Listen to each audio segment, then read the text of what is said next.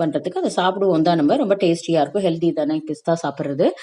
அதை நல்லா உங்களுக்கு தேவையான அளவுக்கு உரிச்சிட்டு பொடிச்சு வச்சுக்கணும். பாருங்க, இந்த கண்டென்ஸ்டு மில்க் ஊற்றுனேன். ஆனால் கொஞ்சம் ஊற்றுனது ஒரு பாதி டீன் அப்புறம் ஊற்றிட்டேன். ஒரு 50 ml இருக்கும் கரெக்டாக. அது பாதி இருக்குது அதில். அது 100 கிராம் 100 ml தான் அந்த கண்டென்ஸ்டு மில்க் டின்னு. அதில் ஹாஃப் ஊற்றி நல்லா நான் அந்த திக்கு கன்சிஸ்டன்ஸ் வரணும். அது வரைக்கும் நல்லா கிளறி விட்டுற வேண்டியதான்.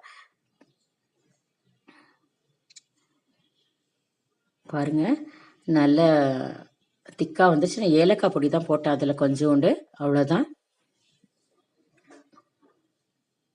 நல்லா இதில் வந்து அந்த கண்டென்ஸ்டு மில்க் ஊற்றுனதுனால சுகர்லாம் எதுவும் தேவையில்லை. அதுலேயே நல்ல ஸ்வீட் இருக்கும். அப்படி இல்லை வெறும் பால் ஒண்டி நீங்கள் கலந்துக்கிறீங்கன்னா கொஞ்சம் சர்க்கரை போட்டுக்கோங்க, அவ்வளோதான். சர்க்கரை போட்டு காய்ச்சிக்கோங்க.